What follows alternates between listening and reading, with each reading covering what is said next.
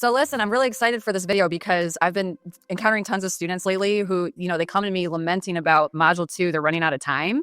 Do you see the same thing with your students? Yeah, 100%. Of course, we're always in that battle with efficiency, especially in Mod 2. Mod 1, usually most of my students, right, or most people generally have a nice bit of extra time to review stuff. Mod 2, it's a different story.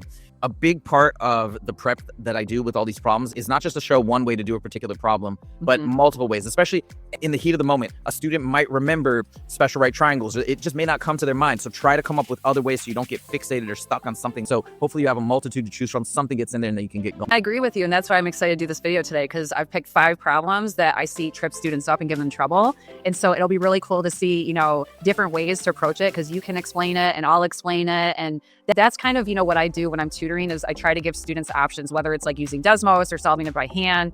And you're right. I mean, at the end of the day, maybe a student taking the test won't think of the most efficient option in the moment, but the key is to come up with an option and just go with it. Yeah. And it's like, you just have to commit to a way and do it, right? I've said something very similar as well. And this happens to me too when I'm taking the test in real time. There are some problems where I don't always immediately know, oh, this is exactly the path to get to the end. But what I do in those situations, you can even see it on some of my live streams, what I do in those situations is I start something.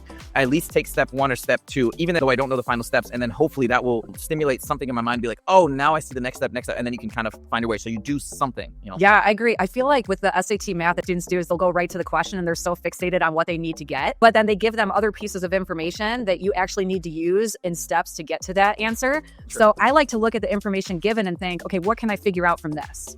Worst case scenario, I tell my students, if you can't think of a way to solve this, and you're staring at it and you're just not sure, just flag it to come back to. Sure. Because it's all about time management. So we're all human beings. You might hit a wall where you look at a problem and you're just not sure what to do, or it looks super time consuming. You don't need to do everything in order.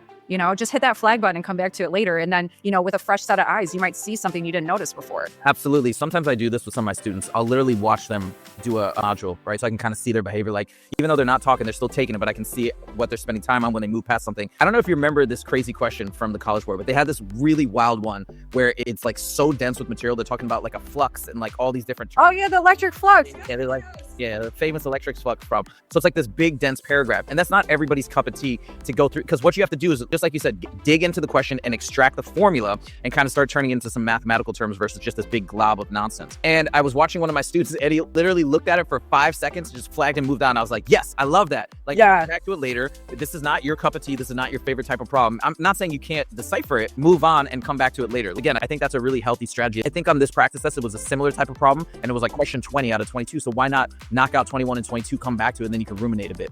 Yeah, I agree. It's all about strategy.